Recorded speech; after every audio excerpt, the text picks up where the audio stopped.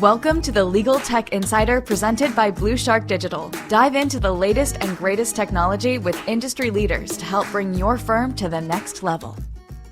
Hey everybody, welcome to another episode of Legal Tech Insider. Today we are going to dive into reputation management and review platforms with GatherUp by Traject.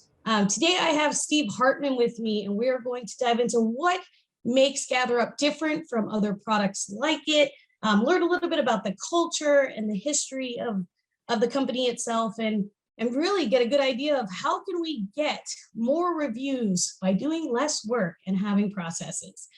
So Steve, why don't you introduce yourself a little bit here? Tell us about your background, how you got with the company, and what your main role is there. Yeah, thanks. Steve Hartman with GatherUp. And I'm a national account executive, so I work with our partners at the very beginning. So educating them on the platform, running through demos, leveraging the value of what we do and how it can help their business overall.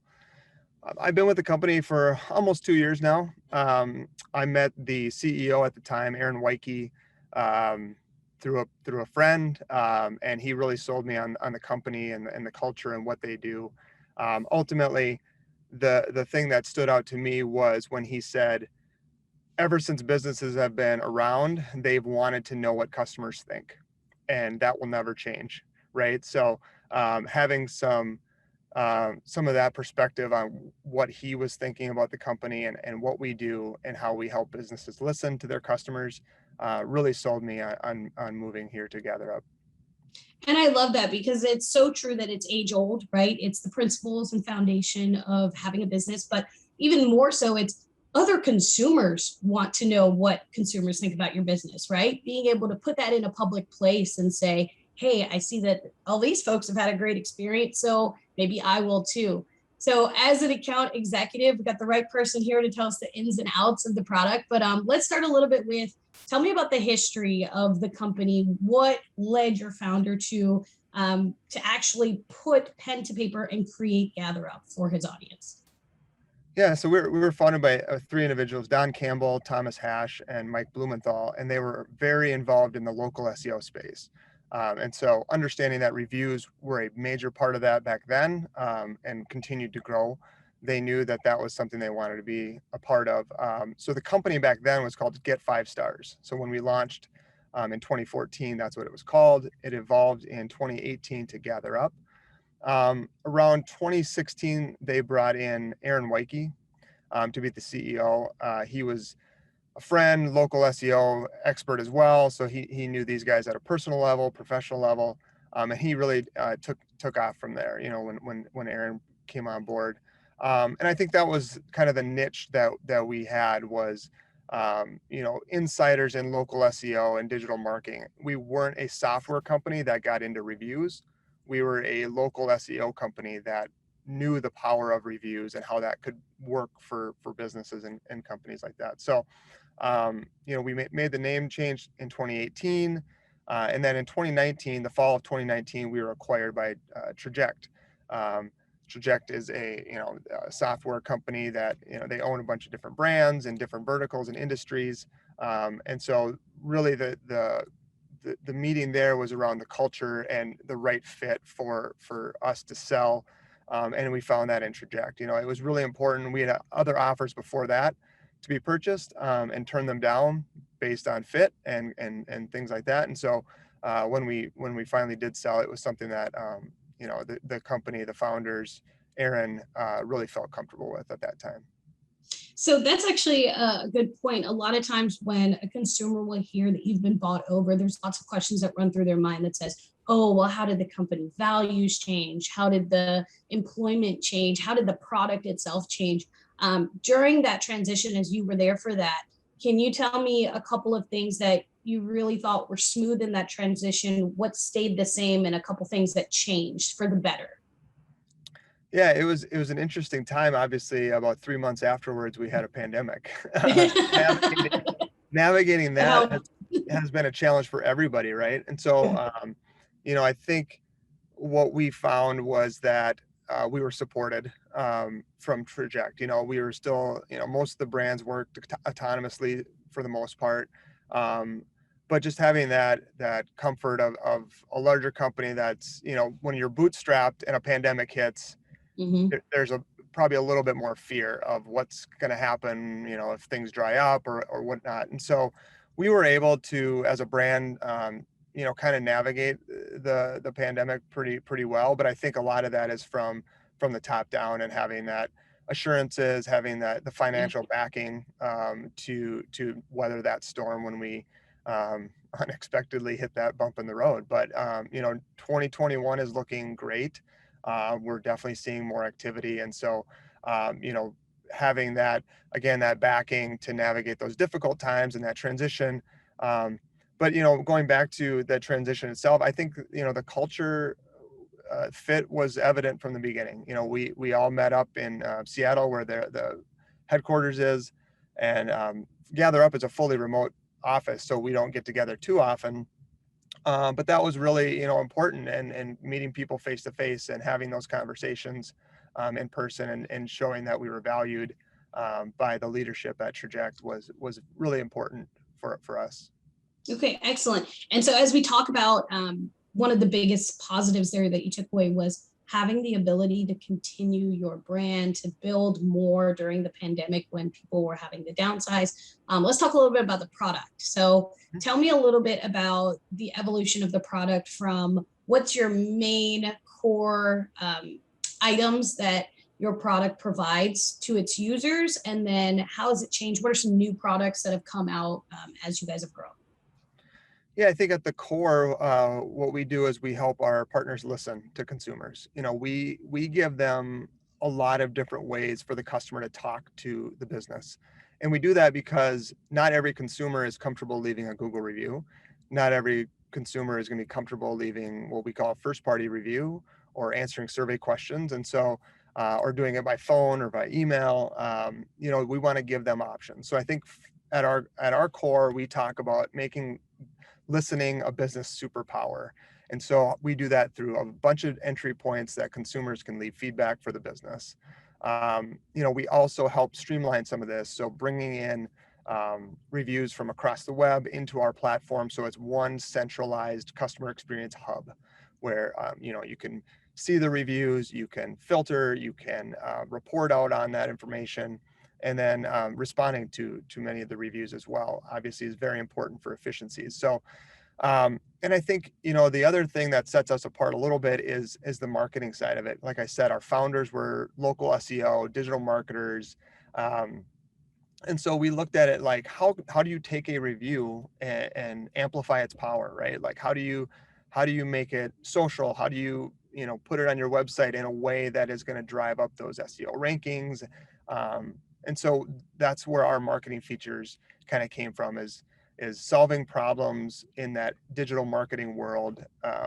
Content is a huge concern for small businesses. They don't have time to crank out new content all the time to help their rankings. But reviews can do that, right? Like, that's fresh. You can automatically update those reviews on your website through our widgets. And it's user generated, keyword rich content that is always flowing to your website. So those are I would say the main things. And then from what we do, obviously we want to help businesses listen, but we also have to listen to our partners and our clients. And so what we've heard from them has driven some of our changes and iterations. One of the biggest ones is our auto tagging feature. That is something that you can create tags around themes or topics. For instance, like attorney names, if you have a specific attorney page. You can have it around case type, practice areas. So personal injury, divorce, motorcycle accident versus, dog bite or something like that. And so you can create themes around, all right, now let's look at our ratings when people have a dog bite case versus when they have a motorcycle accident, and compare. And really what you're trying to do there is understand the business. What is driving positive experiences? What is driving negative experiences? And that's where, again, a lot of our features are meant to help our businesses learn from the customer feedback that they're getting. I would say the last and most recent thing that we've done is called Inbox, and it's really a workflow for the team. So whoever's using the product, you're able to assign tickets, for instance, you know, a 1-star review. Hey, I want to have so-and-so respond, so I'm going to send it to them. And then you see when that ticket gets closed. So it's really an internal function to help businesses be more efficient and make sure that people are following up in a timely manner. You know, the last thing I'll say is just that we constantly iterate and change. So we're listening to our customers and our clients. What do they need? What do they want? What is our product missing? We can stay true to who we are, but build that in and make our product more effective for our partners.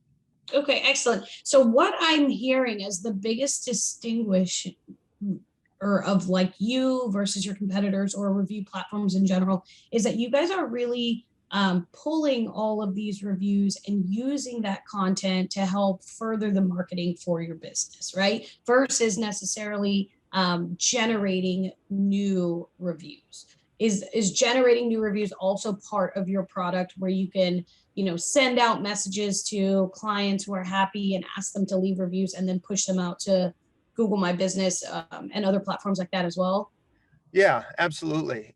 You know, we always say that that's the fuel that drives the engine of GatherUp. Is you have to have customers, you have to be sending out email requests or text message requests to ask them for their feedback or to leave a review. Yes, that's absolutely a main component to what we do.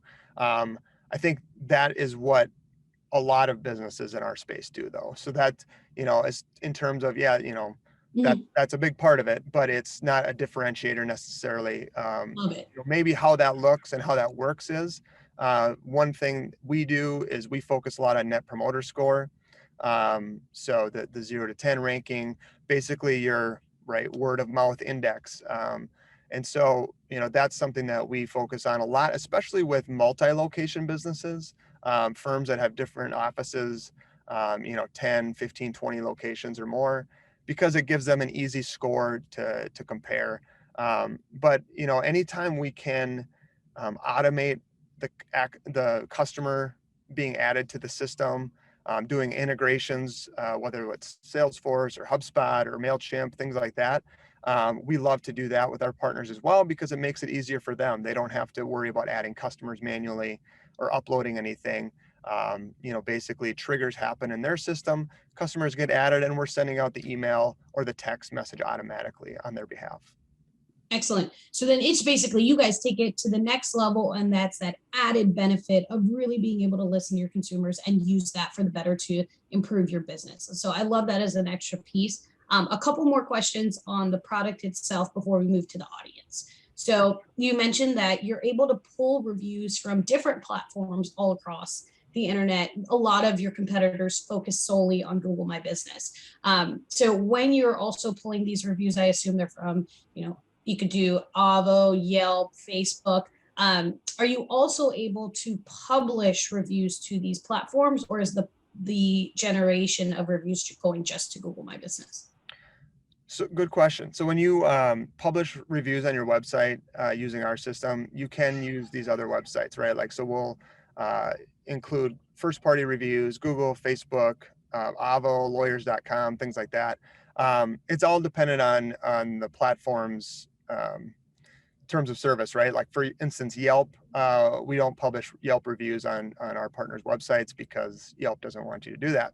But yeah, the other ones certainly we can, and that's a huge part of it too. Is, you know, as we talk to our firms and our partners, it's about, you know, your clients, right? When they're seeking you out, when they go to Google, they'll see the Google reviews. Then they'll have to go to Facebook and look at your reviews there. Then they go to Avo and they have to look at your reviews there.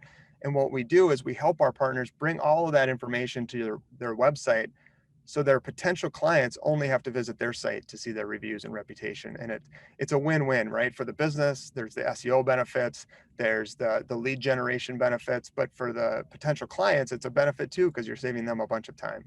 Yeah, absolutely. And I know one of the things that we noticed in the past year was a lot of those rich snippets, those beautiful gold stars that were on page 1 of the search results had disappeared for a little bit. But Google was just tweaking things. They're back in action, and having these reviews, as you said, the SEO benefit, just like fleshing that out a little bit, is when you put these reviews that are, especially if you use that auto tagging feature, right? And so automatically all of your car accident reviews, we can take those and put them on your car accident pages. We can then put coding on the back end that says, hey, Google, look, we've got all these great, beautiful reviews with these nice stars. Google's able to take that information and make your result look pretty on page one to make people want to convert and click in, right? So there's that SEO value of taking what you're automating and having Google learn more about you. So I love that that is a feature of your product.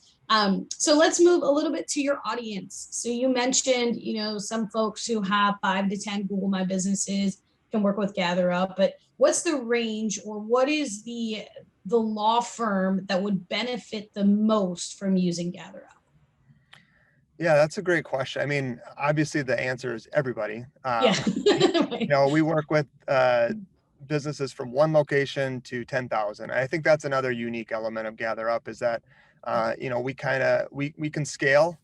We have, our largest clients have over 10,000 locations, but we work with a lot of single locations too. And I think they feel the love. They don't feel like they're disrespected because they're single locations.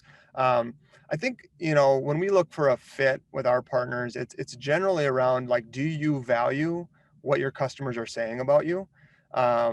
Because we're, another, part of GatherUp is that we're in it for the long game. And so when we talk to our partners, we don't want just quick churn and burn type partners. We want long-term partners. And I think, that comes through in our customer success and our onboarding processes. But, when we're looking at the best fit, it's people who maybe need some SEO help. It's people who need some content on their website. They need to improve their rankings. And a lot of times, the categories are going to be estate planning, personal injury, divorce, things like that, where, reviews are extremely important. People are searching for that type of business. Specifically, they don't have a brand name in mind necessarily. Things like that are important, but really it's all about, if you want to hear what your clients think, even if you don't want it to be public, even if you're not going to use the marketing features to publish things on your website, but you just want to know what they're thinking and how you can improve your business, those are the best fits. I mean, when you have that value, or when you value those types of things and care about that, not just in a transactional way, but in a genuine interested in learning to improve my business, those are the best partners. Okay, no, absolutely. I like that. And so one of the questions that I always get is exactly what you hit on there was, well, how do you deal with a solo versus, hey, I've got 3 locations in 3 different states and 40 lawyers, right? Well, how are you going to treat me differently based on, and how is your company set up to handle my firm versus a solo firm? But at the core, it's really valuing your marketing, right? And any size firm can want that. So just as long as they're set up to want to improve a website, it sounds like they're a good fit. So going into culture and a little bit about your company and working with firms of all sizes, how do you set yourself up? Do you have account managers that are dedicated to each individual? What does the onboarding look like? What's all that? Talk to me about that stuff. Yeah, as I said earlier, we're really all about the long game, and so we want to set our partners up to be successful from the get-go. We have a customer success representative that is assigned to the account, and they really do the onboarding. That typically is a 2 to 4 week process. It can take longer if there's integration and work being done, but typically it's 2 to 4 weeks. So and it's it involves training of the staff. It involves best practices, obviously learning about the product, setting the account up for them. So really, when we go, the go live date is everyone's ready and everyone's comfortable and everyone's going to be successful. And we've found that really helps keep our churn very, very low. Our customers typically stay with us very long, and they're very happy because of the work we do on the front end, which I think they value. But obviously it's good business, right? Like we want them to be successful from the onset. And to do that, it requires a little bit of work up front, but it pays off. Now, from there, the relationship with the firm ongoing, I assume, is you train them, you're saying, hey, now this is your work to be done with somebody in-house to kind of manage this and your process. But what does the ongoing relationship look like? Is the account manager just someone to reach out to if you have questions? Does the account manager check in every so often? What does that look like? Yeah. So our CS team will do quarterly business reviews for certain customers, generally, larger ones, but it could be anybody that has specific needs. But yeah, our support team is always available for questions. We have a plethora of resources to help as well. Like I said, when we do the onboarding, it's pretty thorough, and so most people can handle it from there. There's going to be questions that come up. I still get questions from partners as well. So anybody that I work with is happy to, I'm happy to answer questions, jump on a call. It's not, I think that's really something that as a company, we, because we were small for so long, and even with Traject, we're a fairly small group, people, step up and do what they have to do. And so whether it's answer calls at, random times at night or jump on calls and with someone you haven't talked to in a year, we're going to try to make sure that customer is heard, going back to our mantra, and really take care of them and make sure that they have what they need to be successful. So the CS rep does the onboarding. They're the kind of the go-to once you're live. Ask questions of them. We have resources on our website, our user guide, and then like I said, possibly quarterly reviews as well. Okay, that's great. So those are touch points. And I think usually something that I get asked by a lot of different resources when lawyers are looking as well, what's the ratio of your client to account manager? But I think that here, that's really not that important because it's the onboarding that is the hand holding and the really high touch point. And from there, you have all these resources to go to that you don't need to be the only person on your account manager's mind, right? So I like the way that that's set up as well. So you said that you guys are still kind of small, even after being acquired by Traject. What size are we working with? How many employees are you guys about? You said you're scattered all across, very remote. Yeah, GatherUp itself, the brand is less than 20, I would say. Okay. But Traject as a whole, and I'm not 100% sure across the brand, but I want to say it's 60, 70, somewhere in there, with a few different products. They just acquired a couple more or another company recently. So that might be different now. It might be closer to 100. Okay, awesome. So with everybody being remote for about a year there in most states, you guys were ahead of the game in that you were remote before, so you knew how to function, you knew how to have culture, and everybody else kind of catching up now. But tell me, I guess I like to have my guests describe their company culture in 3 words. 3 words. Oh, that's tough. I know it's tough. Yeah, I would say service, number 1. And then, I think everything we do is focused on customers. So, whether we're talking to our partners about it or just us in general, like we really focus on customers.